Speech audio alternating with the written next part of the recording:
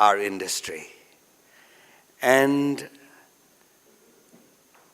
you know, we were talking a little earlier, and it occurred to me that in a way, for thousands of years, we have had entrepreneurs. I'm not thinking of merchant entrepreneurs. I'm really thinking of going back even further, that the first entrepreneurs were really spiritual entrepreneurs.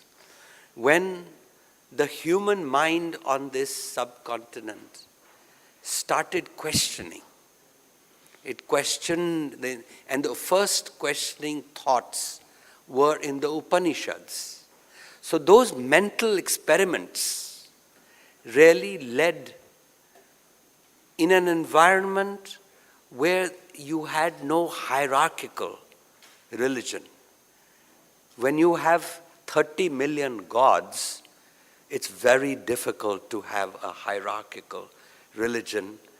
And also no god can afford to be jealous. And so what our greatest entrepreneur in that sense, our greatest export from India, was the Buddha. And what is an entrepreneur after all? He's somebody with a new idea and a talent for organization. And this is the same which the spiritual entrepreneurs showed, is what our entrepreneurs today are. We seek from them. And therefore, spotting and nurturing gazelles is really about spotting such people. One of those is not enough. In other words, strategy is that new idea, but it's the execution, ultimately, that matters. In Chris Capital, we found lots of people who had ideas, but very few were able to execute them. So, as you were saying, execution is the strategy. And most of us don't realize, but the Buddha must have had enormous talent for organization. You know, not enough is written about that. And ultimately, of course, it's not just the new idea, but also it has to be backed with relentless passion. Passion that keeps you going in the worst of times. So, you know, Vinod Dham talked about a country being built.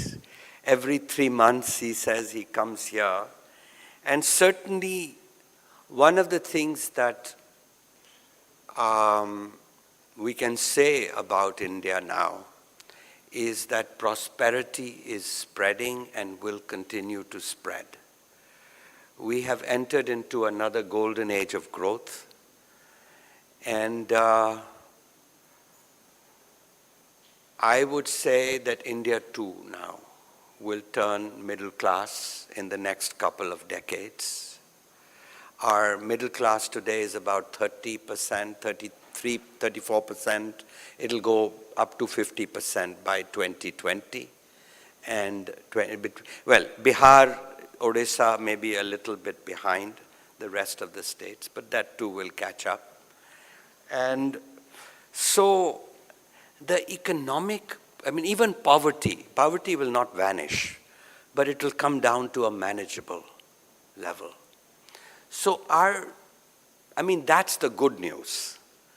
The bad news is that all this is happening in the most appalling governance, an environment of the most appalling governance. Now, when I'm thinking about governance, I'm not thinking of Mr. Raja, Mr. Kalmadi, Mr. Chavan.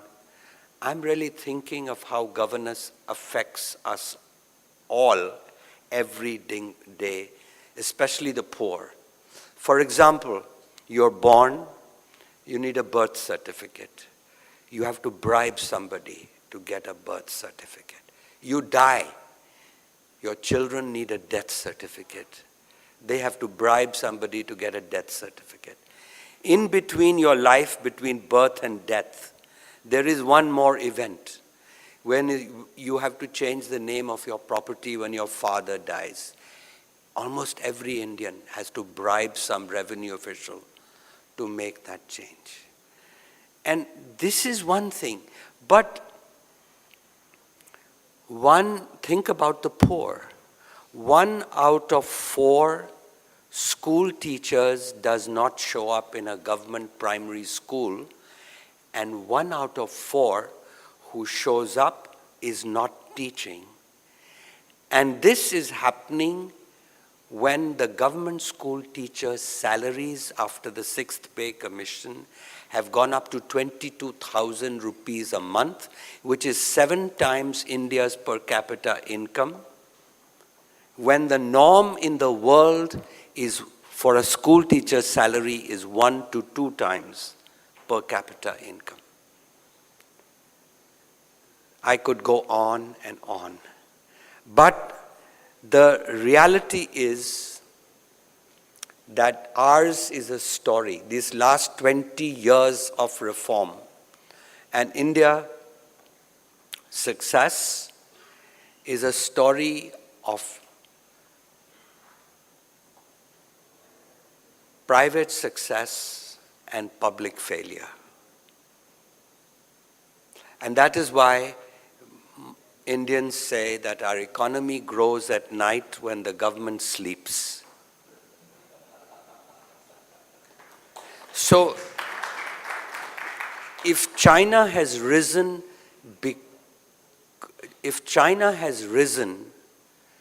because of the state, India has risen despite the state. So our success actually is even more remarkable than China, because it has taken place with one hand tied behind the back. And the nightmare of the Chinese leadership should be, what if that second hand got untied? Just think how formidable India could be. Let me just close by sort of coming back to another thing that Vinod Dham was saying, which is that we do not produce self-thinking individuals.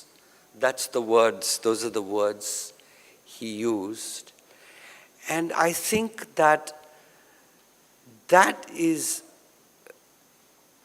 sad, that our education system does not value thought, does not value, it programs us. And I make the difference. People go to be educated in order to make a living. But they should go to school to make a life. There's a huge difference. And it's tragic that our youngsters do not read the great books. You Google great books, go back home and Google, there are about 100 great books. There are universities in the world which spend 4 years only reading the great books. Now these great books help you to become self-thinking individuals. And until we begin to value humanities, social sciences, we will not produce the kind of leaders that we need.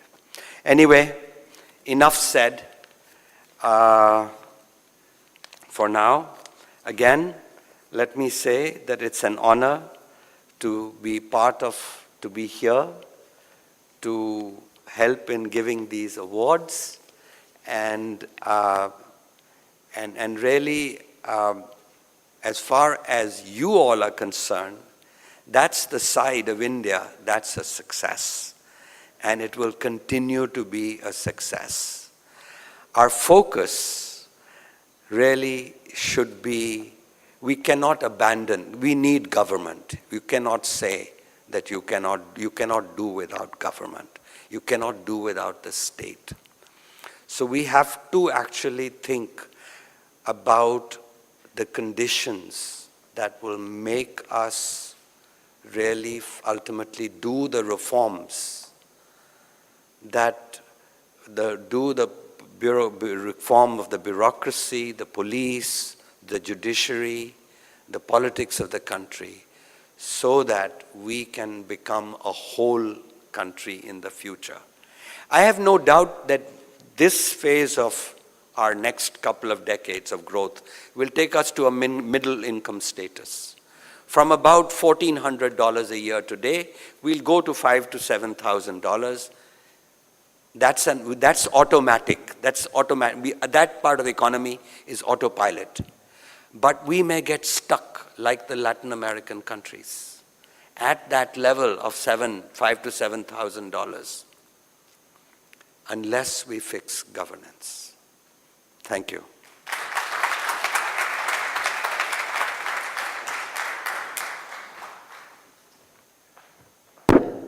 Thank you, Mr. Das. This was a great presentation as usual. And thanks to all the speakers today for helping us keep time. And we come to the end of the formal session today. We'll have the bar is open and we'll have informal cocktails and networking. Thank you again once and all.